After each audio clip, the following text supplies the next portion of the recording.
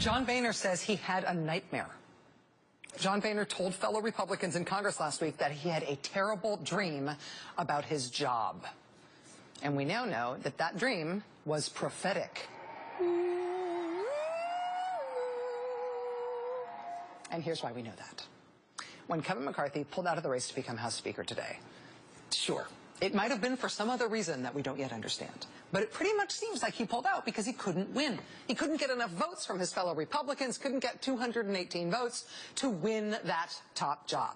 And that is sad news for Kevin McCarthy. But the sadder news for the Republican Party, and the tremendously freaking fascinating news for all of us, is that it appears that it's not just Kevin McCarthy's problem. It appears that no one can get the votes to win that job. I mean, he's not viable as Speaker, it turns out. But so far, at least, nobody else is either. And if there's no one viable, then there are precisely 4 things that could happen next. 4. Option 1. Someone could become viable. Yes, you, Silhouette.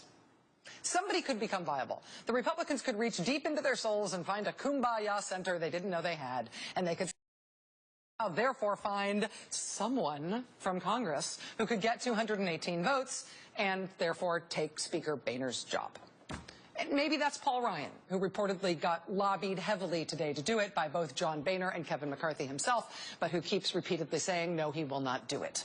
I mean, maybe Paul Ryan changes his mind, maybe it's somebody else. But that's option 1. They find some Republican Congress who could do it, even though right now there's no one. Or there's option 2. They could find somebody who could do it, who could get 218 votes, but who is not a Republican member of the House. Technically, that's legal. It doesn't have to be a member of Congress to be Speaker. So it just could be anyone in the world. Who? Anyone in the world. Could a majority of Republicans come to an agreement on? Out of anybody in the world. First Lady Nancy Reagan. They could all agree on her, right? Senator Ted Cruz. He has lots of friends in the House. Maybe that guy from Duck Dynasty. They could all agree on a Chick-fil-A sandwich. You could be Speaker. Or perhaps former Speaker Newt Gingrich, who just today, I am totally not joking right now, Newt Gingrich just today said actually he'd be happy to do it if need be. My question is, maybe this is a time for Newt Gingrich to come back with a flurry of ideas and a new contract that would advance a conservative agenda to help the country solve these horrible problems. Would you consider, if nominated, being the interim Speaker? Look, I can't quite imagine a circumstance. Because remember the McCarthy problem. It's not getting a majority of the conference. It's getting 218 votes. I mean, if you were to say to me, 218 guys. Why are you laughing at my idea? This is a serious proposal. No, I'm not laughing at it. I'm saying to you, I'm trying to be totally honest with you. If you were to say to me, 218 guys have called you up and given you their pledge. Obviously, no citizen, could ever turn down that kind of challenge. This is why George Washington came out of retirement, because there are moments you can't avoid. So there you have it. Option 2, Newt Gingrich could rescue House Republicans. Or any random person they found on the street could rescue House Republicans if they could all agree on that random person. That's option 2. Or there's option 3, the ominous option, which is that there actually isn't anybody, Nancy Reagan included, Newt Gingrich included, Paul Ryan included. They can't find anybody to agree on. In that case, conceivably, there could just be no Speaker.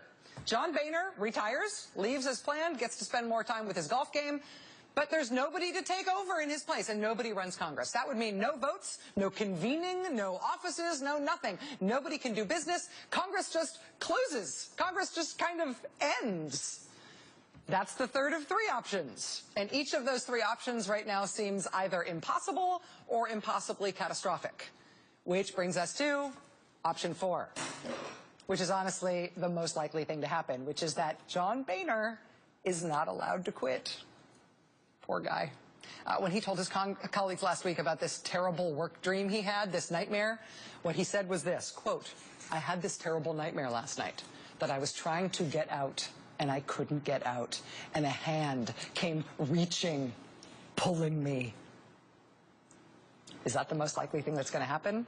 because that would be freaking amazing, right? Because, I mean, well, first of all, anytime you have a dream about work, whether it's a good dream or a bad dream, it's a bad dream because you shouldn't be dreaming about work. That should be a different part of your brain than the sleeping part.